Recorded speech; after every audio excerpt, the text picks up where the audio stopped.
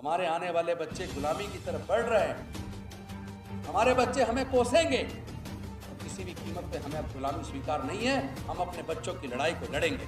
निवेदन के साथ जो मैंने आपके साथ विस्तार में चर्चा की है, आप इसको आज सोते वक्त, मेरा निवेदन, आप सोते वक्त एक बार विचार जरूर करना। और अगर आप मानते सच्चाई है तो एक बार सारे लोग खड़े वो हों जो इस बात के समर्थन में कि इस लड़ाई को हम लड़ेंगे। जिसके बस की लड़ना हो वो बैठ, जिसके बस की लड़ना ना हो, जो समाज की इस लड़ाई को ना लड़ पाए, वो अपनी जगह पे बैठ जाए। लड़ेंगे तो हम लड़ेंगे, हम जीतेंगे। हम लड़ेंगे, हम जीतेंगे। हम लड़ेंगे।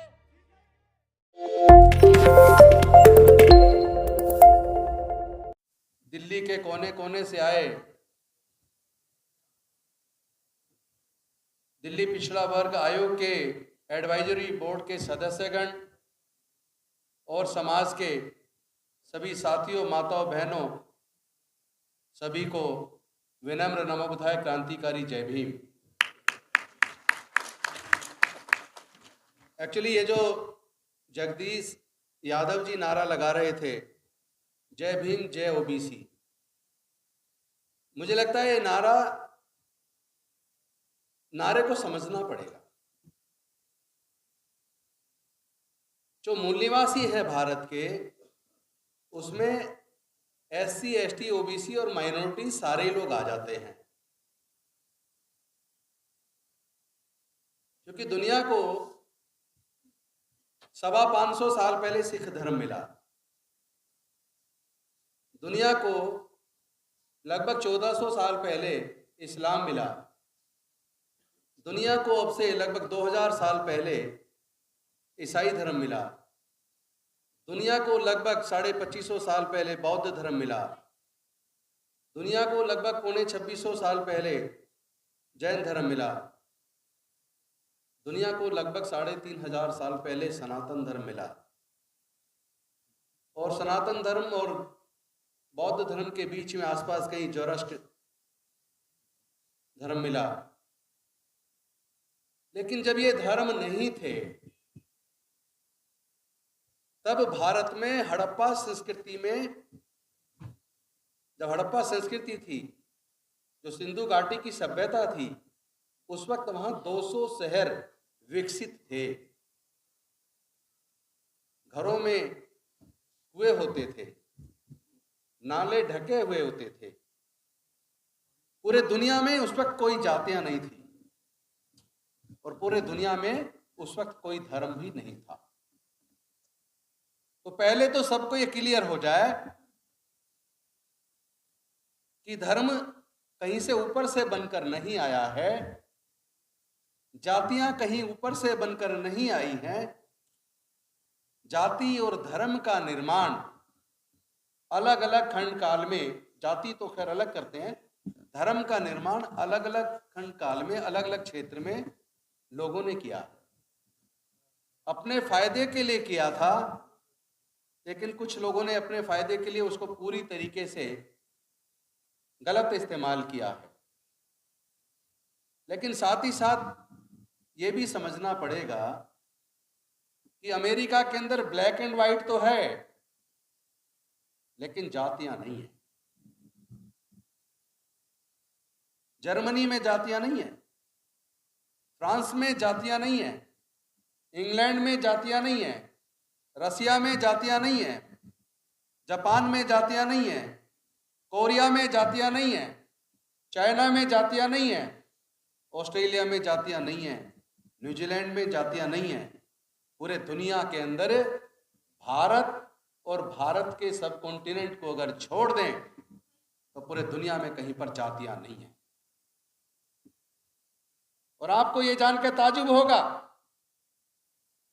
कि केवल भारत में मुस्लिम धर्म में जातियां हैं, या जो भारत से देश बने, पाकिस्तान, बांग्लादेश, वहां मुस्लिम में जातियां हैं, लेकिन अरब में मुस्लिम में भी जातियां नहीं है। तो पहले तो इस सच्चाई को समझो, जाति बनाई किसने? इसका सीधा सा जवाब है, इस देश के संसाधनों पर 90% संसाधनों पर जिसका कब्जा है,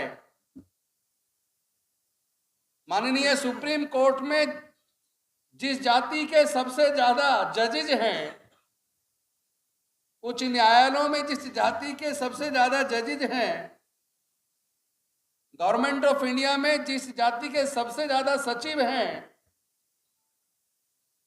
जिन्होंने देश के सारे संसाधनों को अपने कंट्रोल में करके रखा है, उन्हीं लोगों ने जातियां बनाई हैं। और जाति उन्होंने बनाई, जाति का फायदा उनको हुआ। और देश के लगभग 88 से 90% लोगों को केवल जाति की वजह से नुकसान हुआ। इस सच को जितना जल्दी जान लो, उतना ही आपके हित में रहेगा। कभी सोच के देखो, ये सब खेल क्या है? जो मुट्ठी भर लोग हैं, जिनकी टोटल जनसंख्या 10-12% है, देश में शासन पे उन्हीं का कब्जा है, न्यायालयों पे उनका कब्जा है, सचिवालयों पे उनका कब्जा है, देश के प्राकृतिक संसाधनों पर उनका कब्जा है। जल, जंगल, जमीन, तमाम तरह की खनिज पदार्थ की खानें, जहां से अरबों खरबों रुपया पैदा होता है उत्खनन से। मैं आप सब साथियों से पूछना चाहता हूं, क्या देश के प्राकृतिक संसाधन, जल, जंगल और जमीन, यहां तक कि जो खेती की जमीन है, क्या ये सारे संसाधन के बारे में आप सोच के बताओ, क्या कोई उसे अपनी मां के पेट से लेके पैदा हुआ? बताइए, क्या कोई अपनी मां के पेट से जमीन लेकर आया था क्या? अगर मां के पेट से लेकर जमीन नहीं आया, तो एक व्यक्ति पे हजारों एकड़ जमीन है, किसी पे सैकड़ों एकड़ जमीन है, और किसी पर 1 गज जमीन नहीं है। ये तो अन्याय हुआ। तो ऐसा हुआ क्यों? कभी इस सच को जानने की आपने कोशिश की है? अगर नहीं की है तो इसलिए नहीं की है क्योंकि वो जो जिसका सत्ता पे नियंत्रण है, जिसका देश की शिक्षा पे नियंत्रण है, जिसने हजारों साल तक ज्ञान पे कब्जा करके रखा, आज भी आपके मस्तिष्क पर उसी का नियंत्रण है। जो वो सोचता है, आप वो सोचते हो। जो वो दिखाता है, आप वो देखते हो। और जो वो आपसे कहलवाता है, वही आप कहते हो। वरना क्या वजह है कि देश के अंदर SC, ST, OBC के, माइनॉरिटी के लोग लगभग 88% हैं, उसके बावजूद OBC की जनगणना की डिमांड पूरे देश से होने के बावजूद केंद्र की सरकार OBC की जनगणना करवाने की डिमांड को मानने से इनकार कर रही है। प्रजातंत्र में क्या ऐसा संभव है कि 88% लोग किसी बात को चाहें और 12% लोग 88% की बात को ना मानने दें? क्या ऐसा संभव है? ये संभव नहीं है। ये संभव बनाया गया है। बनाया इसलिए गया है, जैसे ही चुनाव आएगा, कुछ लोग आपके बीच आएंगे और वो आपको कहेंगे हिंदू खतरे में है। तो मेरे अति पिछड़े, अति दलित भाई धर्म को बचाने का ठेका ले लेंगे।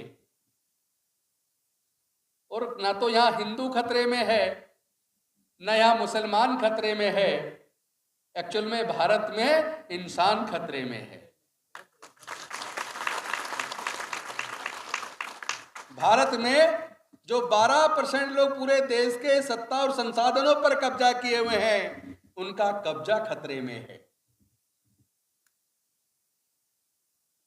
लेकिन जब तक आप अपने उस कुएं से बाहर निकलकर सोचेंगे नहीं, दुनिया कितनी विस्तृत है उसको बाहर आकर देखेंगे नहीं, तो जितना आपको दिखाया जा रहा है आप उतना देख रहे हैं, जितना आपको पढ़ाया जा रहा है आप उतना पढ़ रहे हैं। ऐसे कौन से कारण हैं कि जब भारत की आजादी का आंदोलन लड़ा गया तो आंदोलन लड़ने वालों के बारे में जो आज भारत की सरकारें इतिहास में पढ़ाती हैं, उसमें SC ST OBC के जो स्वतंत्रता सेनानी रहे हैं उनके बारे में किताबों में चैप्टर नहीं मिलते।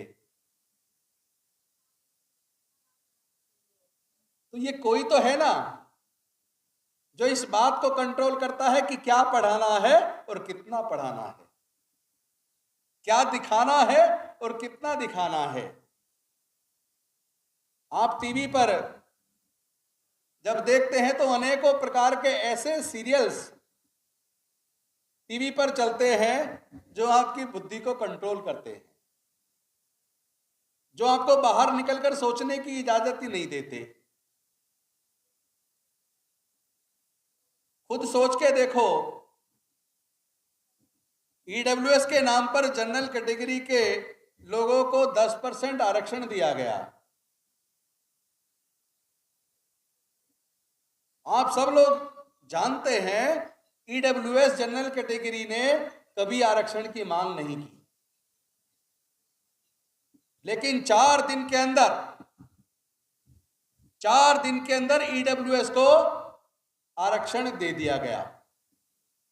एक दिन कैबिनेट में लाया, कैबिनेट में एक दिन में पास, दूसरे दिन लोकसभा में लाया, लोकसभा में पास, राज्यसभा का टाइम खत्म हो रहा था, एक दिन का टाइम बढ़ाया गया, अगले दिन राज्यसभा में पास, और चौथे दिन राष्ट्रपति जी की मोहर लग के नोटिफिकेशन निकाल कर 4 दिन के अंदर EWS जनरल कैटेगरी को आरक्षण दे दिया गया।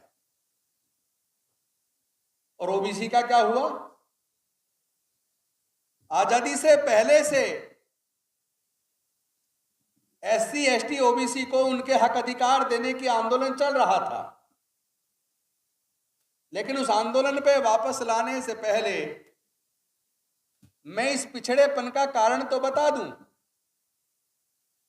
कौन से ऐसे कारण हैं कि OBC के लोग सर्वोच्च न्यायालय में आज तक जज नहीं बने? अपवाद हो सकता है। तो जिसकी जनसंख्या देश में लगभग 52% हो, उस 52% में से माननीय सर्वोच्च न्यायालय में कभी कोई जज ही नहीं बना, अपवाद हो सकता है। SC ST दोनों को मिलाकर जिनकी जनसंख्या देश में 25% से ज्यादा है, उसमें से सुप्रीम कोर्ट में आज तक केवल लगभग 6 जज बने हैं। OBC क्यों नहीं बने? और अगर इस बात का आंकड़ा देखा जाए कि जो IAS बनते हैं उसमें IAS OBC के आज तक कितने बने? OBC का रिजर्वेशन लागू होने से पहले पिछड़े वर्ग के कितने लोग IAS बने, कितने लोग डॉक्टर इंजीनियर बने? अगर इसका आंकड़ा निकालेंगे तो आप चौंक जाएंगे। जिस समाज की संख्या लगभग 50 से 52% है, उस समाज के 5% लोग भी डॉक्टर इंजीनियर जज नहीं बने, IAS नहीं बने। OBC में कुछ एक जातियां थी जिनके पास थोड़ी बहुत जमीन थी, वो भी शहरों में अखबार होकर कुछ लोग करोड़पति बन गए, तो सोचा पूरा समाज करोड़पति हो गया। अरे भाई, आप देश के बाकी राज्यों में गांव में जाकर OBC के लोगों की आर्थिक हालात को देखो तो क्या आपकी आंखें खुल जाएंगी। जब आप ये रेवाड़ी वाला क्षेत्र छोड़कर पूर्वी उत्तर प्रदेश के यादवों की हालत को जाकर देखो। उत्तराखंड में हरिद्वार के पास वन गुजरों की हालत जाकर देखो। छोटी छोटी झोपड़ियां हैं। चंद लोगों को लाखों करोड़ों रुपए मुआवजा मिल गया तो सोचते हैं जैसे समाज बहुत आगे निकल गया। उंगली पे गिनने लायक लोग हैं वो।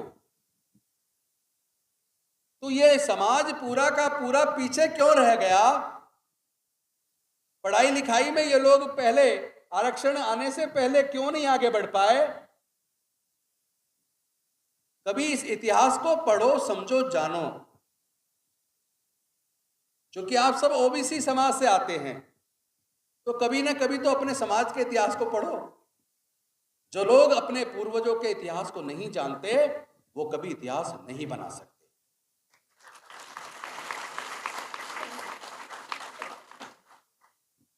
हमारे धर्मशास्त्रों में समाज को 4 वर्णों में बांटा।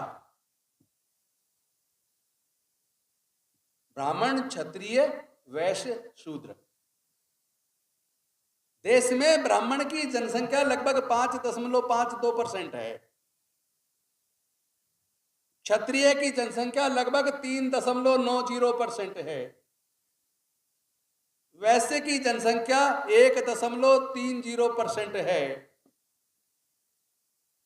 कायस्थ, जिसको जनरल कैटेगरी के लोग आजादी से पहले उन 3 वर्णों में नहीं गिनते, ना ब्राह्मण में गिनते, ना क्षत्रिय में गिनते, ना वैश्य में गिनते,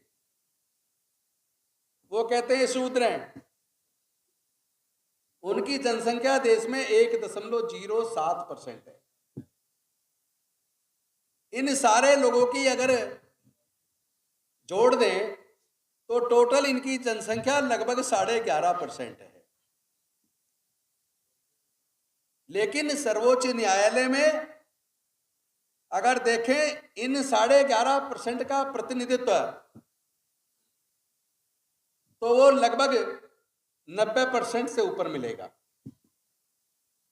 हाई कोर्ट के अंदर देखें वहां भी लगभग 90% मिलेगा। गवर्नमेंट ऑफ इंडिया के सचिवालय में देखें तो उस 11.5% का प्रतिनिधित्व लगभग 95% मिलेगा।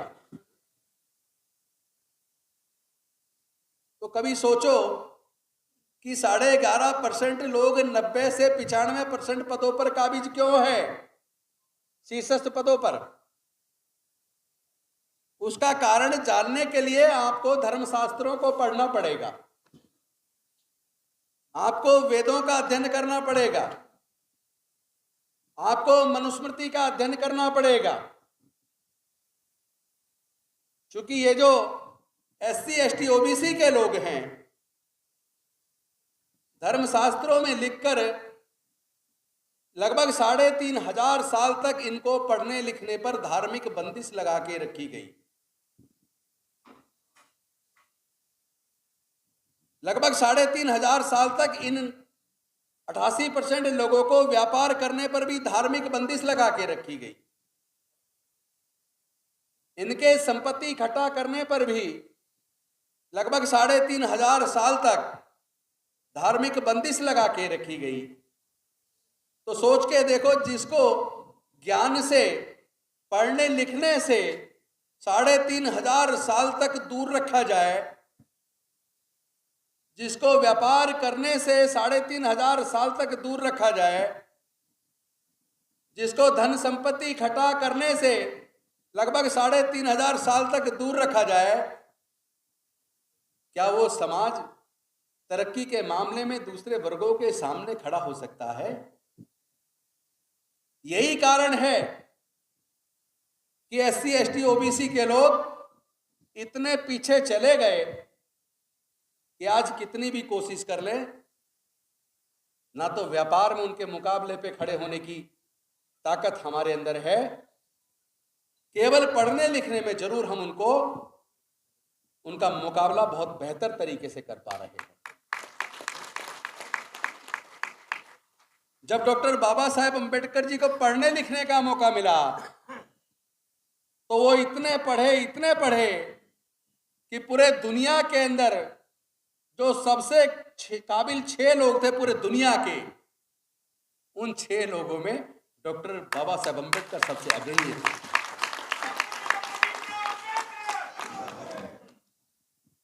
भारत का संविधान जब बनाने की बात आई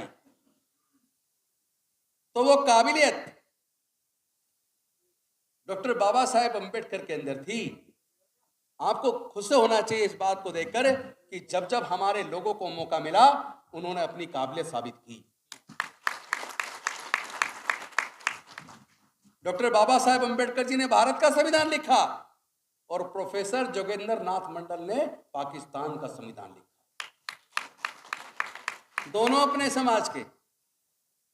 देश में जितने ओलंपिक के पदक आए हैं कभी उनमें चेक करना कि मेजोरिटी में वो किस वर्ग के लोग हैं जो ये पदक जीत के लाते हैं। पहले तो ये देखना उनकी एंट्री कितने मुश्किल से होती है। काबिल होने के बावजूद मौका नहीं मिलता। हर जगह कोई ना कोई द्रोणाचार्य बैठा है, अंगूठा काटने के लिए तैयार है। हर खंड काल में हमारे काबिल लोगों का अंगूठा काटा गया। और इससे शर्म की बात क्या होगी? इससे शर्म की बात क्या होगी? जिसने गुरु ने एकलव्य के अंगूठे को काटा, उस जमाने में जातिगत उत्पीड़न किया, उसके नाम पे हमारे देश की सरकार पुरस्कार देती है। इससे शर्म की बात कुछ हो सकती है?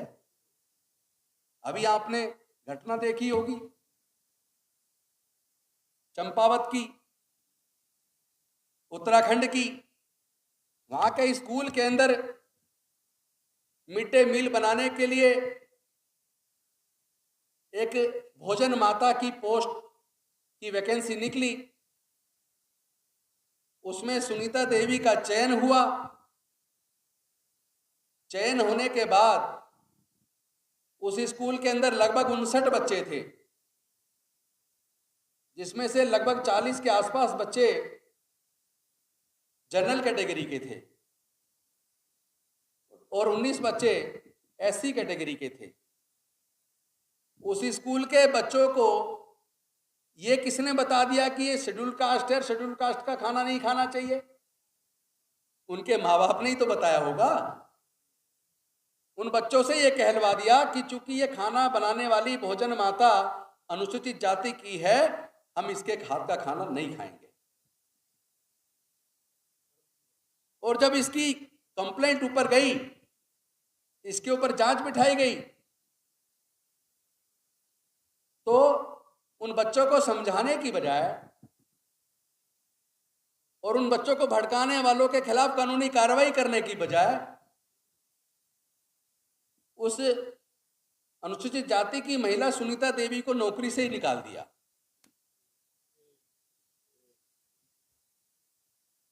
मैं एक बात पूछना चाहता हूं, देश के अंदर खेतों में अन्न उगाने का काम कौन करता है? अनुसूचित जाति, जनजाति, पिछड़े वर्ग के लोग तो खेत में मेहनत करते हैं, वही तो अन्न उगाते हैं। तो क्या आप उनके हाथ से उगाए हुए अन्न को खाना छोड़ देंगे? हमारे देश में जूते कौन बनाता है? क्या आप जूते पहनना बंद कर देंगे?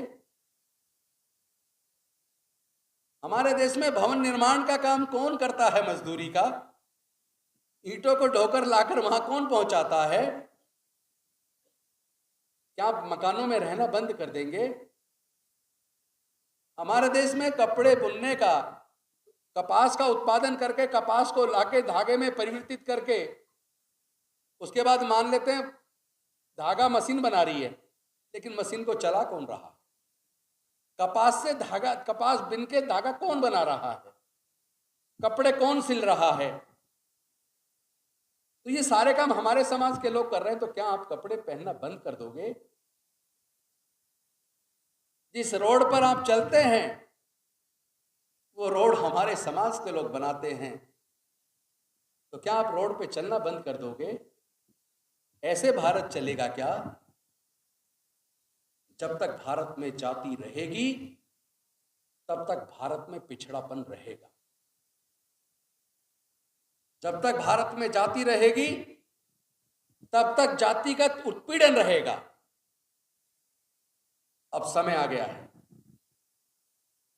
आप SC ST OBC को अलग कहना बंद कर दो, ये सब मूल निवासी हैं।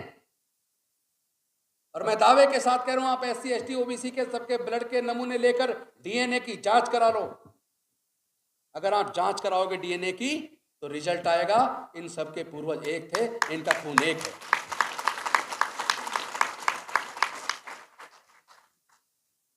जब इस आरक्षण के मुद्दे पर प्रमोशन वाला केस आया माननीय सर्वोच्च न्यायालय के सामने, तो सर्वोच्च न्यायालय ने कहा 3 तरह के पैरामीटर तय किए। एक तो यह किया कि एफिशिएंसी मेंटेन होनी चाहिए, दूसरा तय किया एडिक्वेट रिप्रेजेंटेशन होना चाहिए, लेकिन साथ में तीसरी एक बात यह कह दी कि उसके लिए सरकार की तरफ से डाटा होना चाहिए। और डाटा के लिए सर्वे की जरूरत है, यानी जातिगत जनगणना की जरूरत है। यानी सुप्रीम कोर्ट माननीय सर्वोच्च न्यायालय कह रहा है कि एडिक्वेट रिप्रेजेंटेशन तो होना चाहिए, सभी को प्रतिनिधित्व मिलना चाहिए, लेकिन इसके लिए जातिगत जनगणना की जरूरत है। यानी नौकरी में किस जाति के कितने लोग हैं, इस बात का डाटा होना चाहिए। ये डाटा कौन देगा, कौन करवाएगा ये सर्वे? सरकार की जिम्मेदारी है, प्राइवेट आदमी करेगा? सरकार की जिम्मेदारी है, लेकिन देश की कोई सरकार ये डाटा आज तक मेंटेन ही नहीं कर रही है, सर्वे कराने को तैयार ही नहीं है। इसीलिए जातिगत जनगणना नहीं कर रहे कि जिस दिन जातिगत जनगणना हो गई तो दूध का दूध और पानी का पानी हो जाएगा। उस दिन सबको पता चल जाएगा कि ये तो पूरे देश की जनसंख्या में SC ST OBC के 88% लोग हैं। इसी बात का डर उन्हें सताता है कि अगर ये हो गया तो फिर न्याय देना पड़ेगा, देश के संसाधनों में बराबर का हिस्सा देना पड़ेगा। अब वो ये भी नहीं कह सकते कि SC ST OBC में काबिल लोग नहीं है। बेशक से जहां पे डायरेक्ट इंटरव्यू होता है, जहां रिटन टेस्ट नहीं है, जैसे देश के विश्वविद्यालयों में जो असिस्टेंट प्रोफेसर, एसोसिएट प्रोफेसर और प्रोफेसर बनते हैं वो इंटरव्यू से बनते हैं, वहां कोई एग्जाम नहीं है। तो जो इंटरव्यू लेने वाला बोर्ड होता है, जो गवर्निंग बॉडी होती है, वो जिसको चाहती है उसको सेलेक्ट कर लेती है। और अक्सर ज्यादातर जगह पर आपको जान के ताजुब होगा, अब से 5 साल पहले तक 1% भी OBC के लोग देश में प्रोफेसर नहीं थे। 1% भी एसोसिएट प्रोफेसर नहीं थे। जब से रिजर्वेशन लागू हुआ तब से असिस्टेंट प्रोफेसर बनने लगे, कुछ लोग एसोसिएट प्रोफेसर बने। और जो प्रोफेसर की, एसोसिएट प्रोफेसर की वैकेंसी के लिए इंटरव्यू होता है, ज्यादातर जगह पर कह दिया जाता है सूटेबल कैंडिडेट नहीं मिला।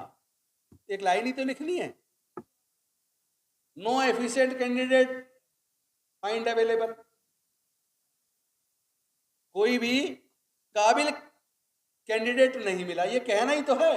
जांच कौन करेगा? अभी पीछे आपने देखा होगा JNU में हुआ, ये SC ST को इंटरव्यू में 2 नंबर दिए और उनको बाहर कर दिया, PhD का उनको एडमिशन नहीं दिया। भाई जब काबिलियत आ गई तो अब तुम्हें ये कैसे तय हो कि तुम कह रहे हो कि काबिल आदमी नहीं मिला? पिछले 6 साल का रिकॉर्ड है सिविल सर्विसेज के अंदर, जो रिजल्ट आए उसमें जिन्होंने टॉप किया 6 साल में, पिछले IAS में, सिविल सर्विसेज में पिछले 6 साल में 2 बार अनुसूचित जाति ने टॉप किया, 2 बार अति पिछड़ा वर्ग के कैंडिडेट ने टॉप किया। यानी कि 6 साल में से 4 बार SC ST OBC के बच्चों ने टॉप किया, और उसके बाद आप कहते हैं कि काबिल नहीं है। इंटरव्यू आपके हाथ में, आप कभी इंटरव्यू का रिकॉर्ड देखना, रिजल्ट निकाल कर इंटरव्यू में नंबर देखना और रिटर्न में नंबर देखना। रिटर्न में हमारे SC ST OBC के लोग काफी अच्छे नंबर लाते हैं, और इंटरव्यू के अंदर उन्हें जनरल कैटेगरी के जो उनसे भी निकम नंबर लेकर रिटर्न में आ रहे हैं, उनसे भी 40-40, 50-50 इंटरव्यू में नंबर कम मिल रहे हैं। ये पक्षपात अब चलने वाला नहीं है। हम इस लड़ाई को लड़ेंगे, संवैधानिक तरीके से लड़ेंगे। सिर्फ आप सबको तैयार होना पड़ेगा। बहुत हो गया जाति का और धर्म का कार्ड। अब हम देश में जाति और धर्म का कार्ड नहीं चलने देंगे।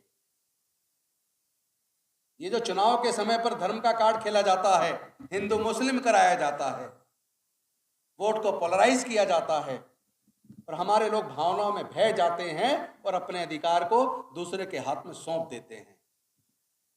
अब ये भावुकता का कार्ड खेलना बंद करो। हमारे लोगों के साथ धोखा देना बंद करो। अब ये धोखेबाजी चलेगी नहीं। हमारे समाज के लोग तैयार हो गए।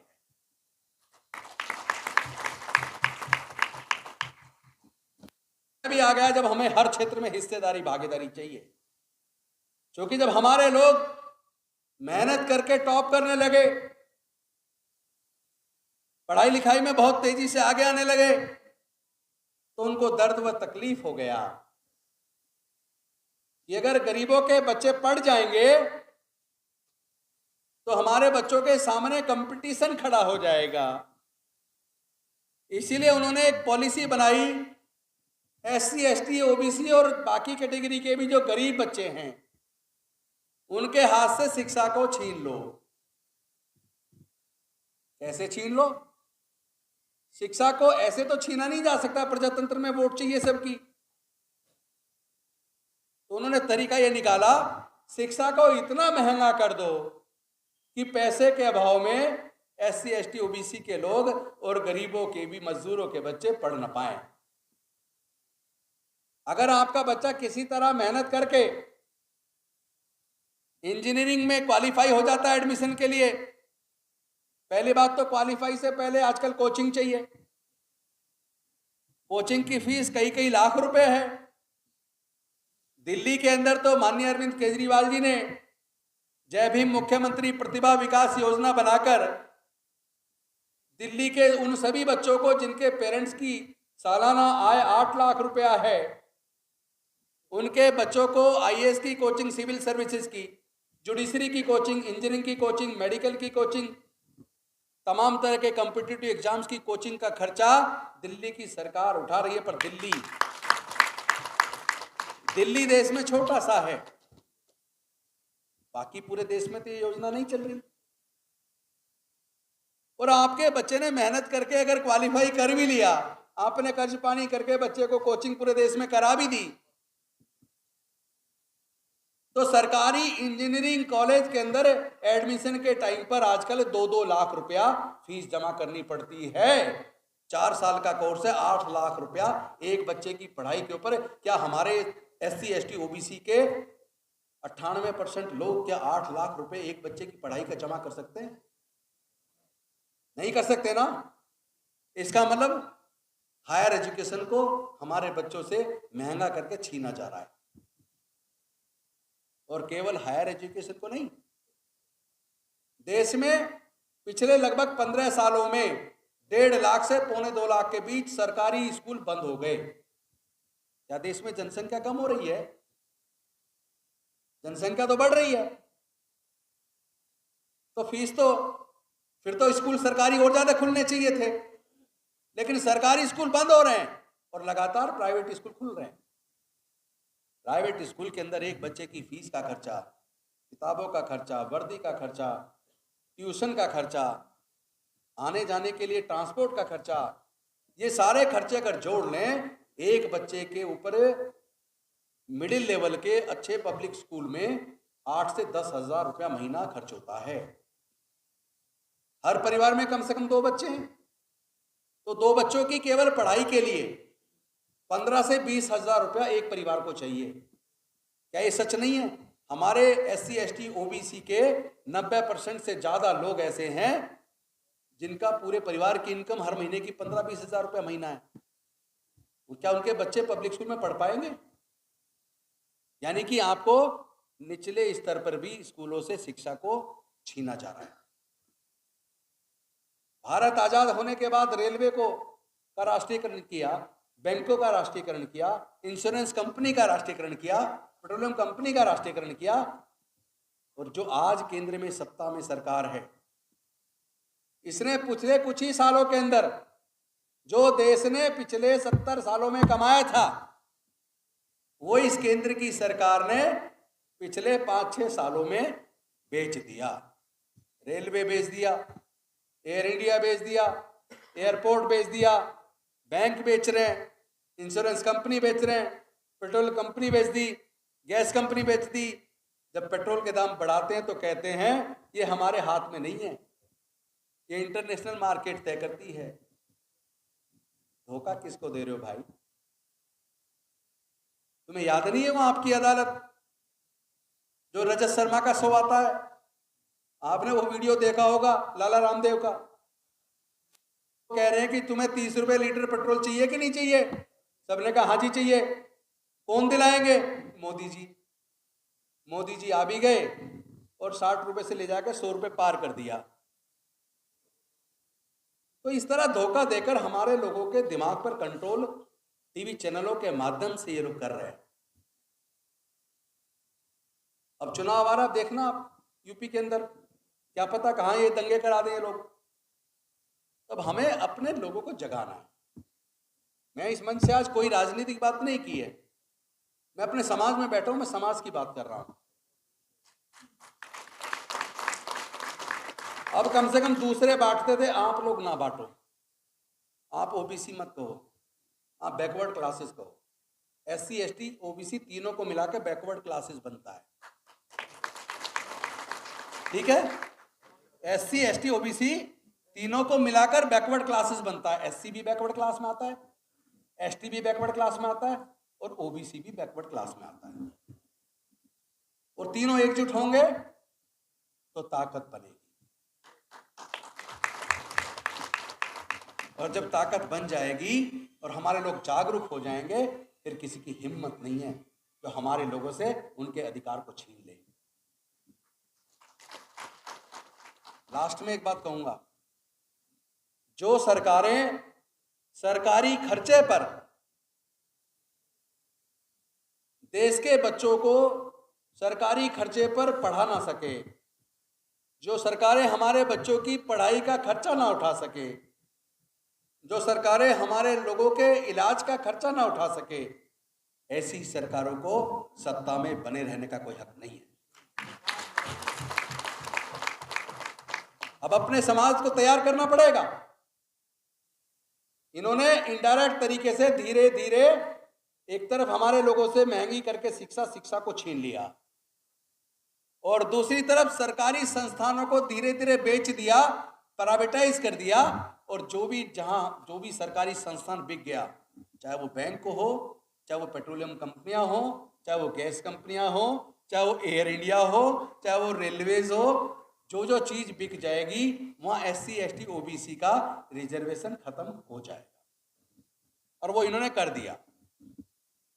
5th पे कमीशन में क्योंकि SC ST OBC के ज्यादातर लोग 4th क्लास में आया करते थे, लेकिन 5th पे कमीशन में केंद्र की सरकार ने 4th क्लास एम्प्लॉयमेंट को पूरी तरह बैन करके ठेके पे दे दिया, आउटसोर्स कर दिया। ठेकेदारी प्रथा लागू करके हमारे लोगों के 4th क्लास के जॉब को भी छीन लिया। तो क्या इस साजिश को आप कभी समझेंगे या नहीं समझेंगे? क्या हमारे इन नेताओं को मिलकर समाज के अंदर जाके इस तरह के षड्यंत्र को बताना नहीं चाहिए? क्या मैं बस इस बात से खुश हो जाऊं कि मैं मंत्री हूं? क्या मेरी समाज के प्रति कोई जिम्मेदारी नहीं है? क्या मैं बहुजन समाज के लोगों को, मूल निवासियों को, बैकवर्ड क्लास के लोगों को, जागरूक करके उनके हक अधिकार के बारे में ना बताऊं? क्या उनके हक अधिकार की लड़ाई को हम सारे नेताओं को मिलकर नहीं लड़ना चाहिए? जो लोग समाज की लड़ाई को ना लड़ सके उन्हें नेतागिरी छोड़ देनी चाहिए। जो लोग समाज का नेतृत्व कर रहे हैं, जो संसद और विधानसभाओं के अंदर सांसद के रूप में, विधायक के तौर पर और मंत्री के तौर पर SC, ST, OBC का प्रतिनिधित्व करते हैं, इस बैकवर्ड क्लास का प्रतिनिधित्व करते हैं, लेकिन संसद में जाकर गूंगे बहरे बनकर बैठ जाते हैं, विधानसभाओं में जाकर गूंगे बहरे बनकर बैठ जाते हैं, कि ऐसे लोगों को समाज का नेतृत्व करना चाहिए? कोई हक है उन्हें? तो इस लड़ाई को कौन लड़ेगा? इस लड़ाई को लड़ने के लिए आप तैयार हो जाओ।